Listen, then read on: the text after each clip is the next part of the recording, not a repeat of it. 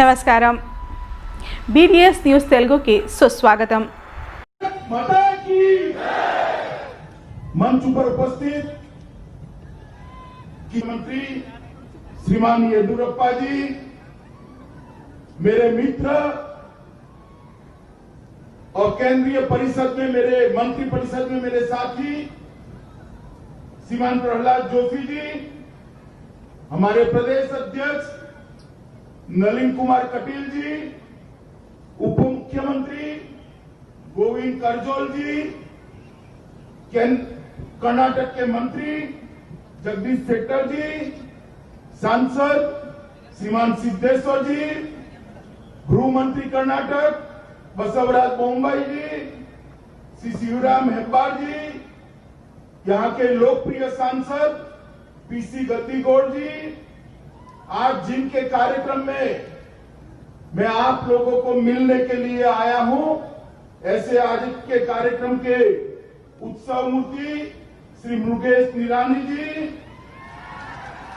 श्रीमती शशिकला जोले जी, Shri BC Patel जी, और आज के कार्यक्रम में जहां तक नजर पहुंचती है मुंड ही मुंड दिखाई पड़ते हैं। इतनी बड़ी संख्या में उपस्थित प्यारे भाइयों और बहनों, मैं आप सभी को प्रणाम करता हूं। सबसे पहले कि बागलकोट क्षेत्र की सुजलाम सुफलाम धरती को मैं प्रणाम करना चाहता हूं। कृष्णा और घाटप्रभा नदी के 12 महीने पानी के कारण एक क्षेत्र हमेशा से कृषि के लिए जाना जाता है और यहाँ का मेहनत कर किसान देश के कृषि मूल्य को बढ़ाने के लिए, कृषि उपज को बढ़ाने के लिए और पूरे देश की ऊर्जा की जरूरियात को, शुगर की जरूरियात को पूरा करने के लिए, देश में मिठास बांटने के लिए मैं आप सभी को कोटि कोटि प्रणाम कर कर आपका अभिनंदन करना चाहता हूं। मित्रों, आज मैं आया हूं, कुछ ही दिन पहले मकर संक्रांति गई है। सूर्य नारायण उत्तर में संक्रांत किए हैं। मकर संक्रांति किसान भाइयों के लिए बहुत बड़ा उत्सव होता है। सूर्य नारायण जब उत्तर में जाते हैं, धरती ज्यादा उपज देती है, धरती ज्यादा फलद्रुप होती है। तो मैं सभी किसान भाइयों बहनों को मकर संक्रांति की बहुत बहुत शुभकामनाएं देता हूं।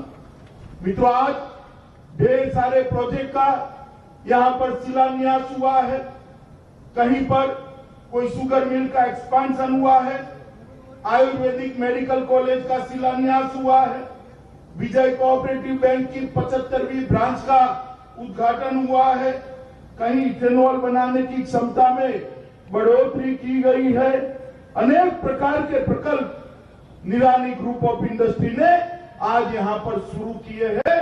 मैं इस सारे साहस के लिए श्री मुकेश निरानी को भी बहुत बहुत शुभकामनाएं देता हूं कि आपका ये साहस इस क्षेत्र के सभी किसानों के लिए उपयोगी हो, उनकी आजीविका और उनकी इनकम दोनों में बढ़ोतरी करने वाला हो। मित्रों, मैंने अभी थोड़ी जानकारी ली। ग्रीन फील्ड और ब्राउन फील्ड दोनों तरह की चीनी मिलें निरानी ग्रुप ऑफ इंडस्ट्री चलाती है। लगभग 45,000 मैट्रिक टन गन्ना प्रतिदिन इसकी पिलाई करने का काम निरानी ग्रुप ऑफ इंडस्ट्री करता है। मैं मानता हूं देश में सबसे बड़ा पिलाई का काम करते हैं और इसको 45,000 से 75,000 तक ले जाने का भी इन्होंने एक महत्वाकांक्षी कार्यक्रम लिया है। और मित्रों, इस देश के प्रधानमंत्री जब नरेंद्र मोदी जी बने, और मैं देश की जनता का तो आभारी हूं ही, मगर कर्नाटक की जनता का विशेष रूप से आभारी हूं। 2014 और 2019 दोनों चुनाव में कर्नाटक की जनता ने मोदी जी की झोली वोटों से भर दी। आज मोदी जी पूर्ण बहुमत से देश को एक अच्छी दिशा में ले जा रहे हैं, पूरे विश्व का नेतृत्व करने की दिशा में ले जा रहे हैं। उसमें कर्नाटक के मेरे भाइयों बहनों का बहुत बड़ा योगदान। अगर आपका आशीर्वाद न होता तो ये संभव ही नहीं था। जब जब हम आए, भारतीय जनता पार्टी के कार्यकर्ता आए, चाहे विधानसभा का चुनाव हो, चाहे लोकसभा का चुनाव हो, चाहे अभी अभी पंचायत का चुनाव हो, ये मुंबई कर्नाटका क्षेत्र ने हमेशा भारतीय जनता पार्टी पर अपना आशीर्वाद रखा है। मित्रों, मोदी जी को जब से आपने देश का प्रधानमंत्री बनाया, इन्होंने देश को आत्मनिर्भर बनाने के दिशा में एक बहुत बड़ा कदम उठाया और हमारा तेल का, पेट्रोल का, डीजल का आयात जो है वो बहुत बड़ा हमारा विदेशी मुद्रा का भंडार उसी में खर्च होता है और उसका विकल्प 13,619 करोड़ रुपया सीधा बैंक अकाउंट में डालने का काम किया है। ये भारतीय जनता पार्टी की, नरेंद्र मोदी सरकार की मुद्रा स्वास्थ्य कार्ड लगभग 22 करोड़ दिए। यूरिया तो इम्पोर्टेड होकर उसकी कालाबाजारी अटकाई है। प्रधानमंत्री कृषि सूक्ष्म सिंचाई योजना के तहत 50 लाख हेक्टेयर को सूक्ष्म सिंचाई, ड्रिप और स्प्रिंकलर से समावेश किया गया है। प्रधानमंत्री फसल बीमा योजना लगभग 5 वर्ष पूर्ण हुए हैं। 90,000 करोड़ रुपया प्रधानमंत्री फसल बीमा योजना के तहत देश के किसानों के बैंक अकाउंट में पहुंचा गया। 1,000 से ज्यादा मंडियों को ऑनलाइन कर किसानों को ज्यादा दाम मिले, इसके लिए नरेंद्र मोदी सरकार ने किया है। और किसानों को जो ऋण मिलता था, मित्रों, वो आंकड़ा भी जरा आप समझ लीजिए। पहले कांग्रेस सरकार थी तब किसानों को 6 लाख करोड़ ऋण देती थी। कितना देती थी भाई बताओ जरा, मैं अकेला बोल रहा हूं, कितना देती थी? 6 लाख करोड़। कितना? नरेंद्र मोदी जी ने 6 लाख करोड़ से बढ़ाकर 13,92,000 करोड़ रुपया किसानों को ऋण देने की शुरुआत की है। वही बताता है कि मोदी सरकार किसानों के लिए कितना करते हैं। 10,000 से ज्यादा फार्मर प्रोड्यूस ऑर्गेनाइजेशन बनाए और इसके लिए 7,000 करोड़ का प्रावधान किया। शहद के उत्पादन के लिए, मधु के उत्पादन के लिए 500 करोड़ रुपया लगाए और किसान क्रेडिट कार्ड लगभग 1.6 करोड़ में किसानों को तो अंतिम 6 महीने में ही दिए। मित्रों, ढेर सारे काम भारतीय जनता पार्टी की नरेंद्र मोदी सरकार ने किया है। श्री येदियुरप्पा जी की सरकार ने भी किसानों के लिए काम करने में कोई कसर नहीं छोड़ी। केंद्र सरकार की जो भी योजना हो, इस पर जमीन पर उतारने में शायद भारत में सबसे आगे अगर कोई सरकार रही है तो श्री येदियुरप्पा की सरकार है। मित्रों, मोदी जी ने किसानों के लिए इतना किया, मगर वक्र दृष्टा कांग्रेस पार्टी के नेता किसानों की हित की बात कर रहे हैं। मैं उनको पूछना चाहता हूं, जब आप थे तब किसानों को 6,000 करोड़ रुपया, 6,000 रुपया प्रति माह, प्रति साल क्यों नहीं मिला भाई? जब आप थे प्रधानमंत्री फसल बीमा योजना क्यों नहीं बनी भाई? जब आप थे इथेनॉल की पॉलिसी में परिवर्तन क्यों नहीं आया? जब आप थे तब बजट क्यों इतना छोटा था? जब आप थे तो प्रधानमंत्री सिंचाई योजना क्यों नहीं लागू हुई? क्योंकि आपकी नीयत ठीक नहीं। नरेंद्र मोदी सरकार सात अर्थ में किसानों को समर्पित सरकार है और 3 नए जो अध्यादेश और कानून लेकर मोदी सरकार आई है। कर्नाटक सरकार ने भी ये कानूनों को पारित किया है। मैं श्री येदियुरप्पा जी को बधाई देना चाहता हूं कि इससे किसानों की आय अनेक गुना बढ़ने वाली। अब कोई किसान मजबूर नहीं है कि एक ही जगह पे अपना उपज बेचे। अपने क्रॉप को वो ग्लोबल और पूरे भारतवर्ष के मार्केट में बेच सकता है। मोदी जी ने ढेर सारे और भी काम किए, औद्योगिक विकास से लेकर, इरिगेशन से लेकर और देश की सुरक्षा को सुनिश्चित करने। और मैं आपको बताना चाहता हूं मित्रों, कश्मीर के अंदर धारा 370 और 35 से 70 साल से किसी की हिम्मत नहीं लगती थी कश्मीर में धारा 370 हटाने की। आपने मोदी जी को प्रधानमंत्री बनाया। 5 अगस्त 2019 को मोदी जी ने कश्मीर से धारा 370 और 35 को समाप्त कर कश्मीर को हमेशा के लिए भारत के साथ जोड़ने का काम कर दिया है। और आज वहां पर चुनाव भी होते हैं, खून का एक कतरा बहाए बगैर चुनाव हुए हैं और कश्मीर हमेशा के लिए हमारा होगा। मोदी जी ने ढेर सारे काम किए हैं।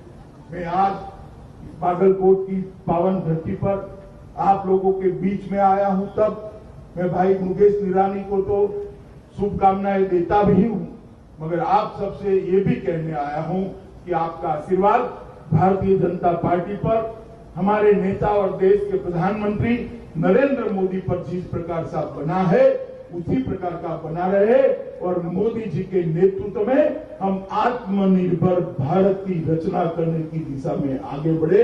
यही बात कर मेरी बात को समाप्त करता हूं। मेरे साथ फिर से एक बार दोनों हाथ उठाइए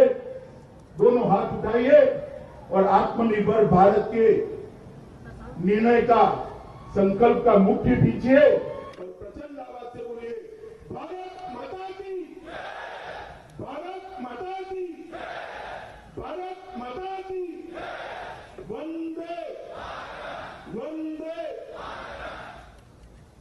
तो मैं मानता हूं कि ये जो मोदी जी का स्वप्न है, इसको पूरा करने के लिए निरानी ग्रुप भी बहुत बड़ा योगदान करता है। इसको मैं अभिनंदन भी करता हूं और मैं चाहता हूं कि इसको वो आगे भी बढ़ाए। इथेनॉल की आपूर्ति के लिए मोदी जी ने बहुत सारे कदम उठाए। सबसे पहले 2015 में इथेनॉल पर से केंद्रीय उत्पाद शुल्क घटाने का काम किया, जिसके कारण इथेनॉल सस्ता हो जाए और पेट्रोल के अंडर बैन करने का पड़े। दूसरा काम किया 2018 में इथेनॉल पर 18% जीएसटी था, इसको कम कर सिर्फ 5% कर दिया, जिससे कि पेट्रोल के अंदर इथेनॉल जो जाता है हमारे किसान भाइयों को इसका मूल्य गन्ना मिल के माध्यम से मिले। नव ईंधन नीति के अधिसूचना में गन्ने का रस, सीरा, अधिशेष और खराब हो गए खाद्यान्न आदि के उपयोग को भी 2018 में परमिशन दे दी।